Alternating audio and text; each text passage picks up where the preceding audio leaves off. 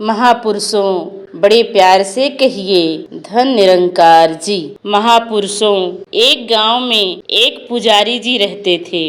उनके करीब ही एक वैश्या का कोठा था।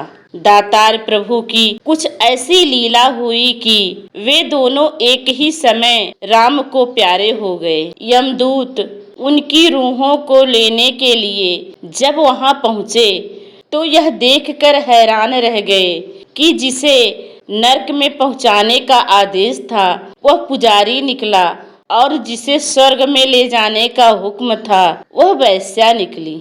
यमदूतों ने सोचा, लगता है धर्मराज के दफ्तर के क्लर्कों से कोई भूल हो गई है।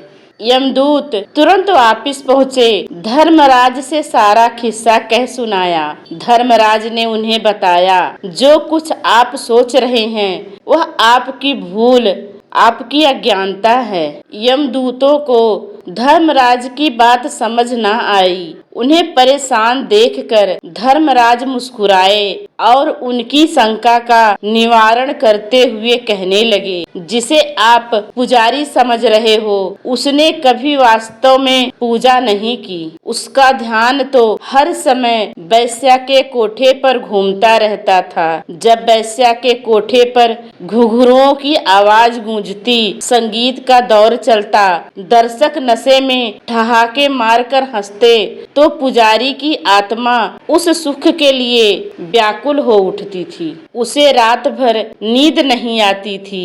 वह सोचता रहता, ये लोग पागल थोड़े ही हैं जो सब संतों महात्माओं के रोकने पर भी रुकते नहीं हैं। रात का समय आते ही लोग दीवानावार इस कोठे की तरफ बढ़ने लगते हैं। लगता है आनंद का असली स्रोत यही है, पूजा पाठ में आनंद नहीं। इस तरह दिन रात उसका मन वैश्या के कोठे पर ही चक्कर काटता रहता।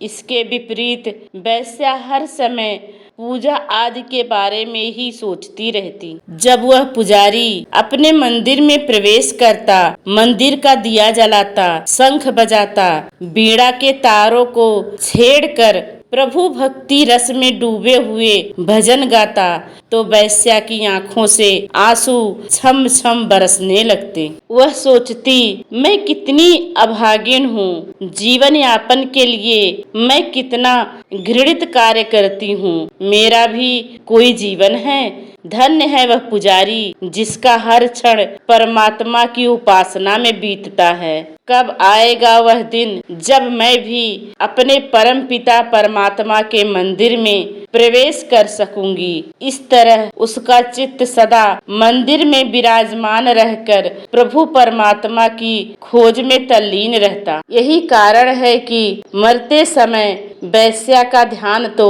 परमात्मा में लगा था और पुजारी का मन वैश्या के कोठे पर नृत्य का आनंद लेने के लिए भटक रहा था। यह सब बताने के बाद धर्मराज ने उन यमदूतों से पूछा, अब तुम ही बताओ कि भूल हमारे क्लर्कों की है या तुम्हारी। यमदूतों ने अपनी भूल स्वीकार करते हुए अपने सिर नीचे झुका दिए और अपनी ड्यूटी निभाने के लिए फौरन दूसरे स्थान की ओर रवाना हो गए। परमात्मा के दरबार में मूल्य आडंबर का नहीं बल्कि भावना का है। महापुरुषों, बड़े ही प्यार से कहिए धन निरंकार जी।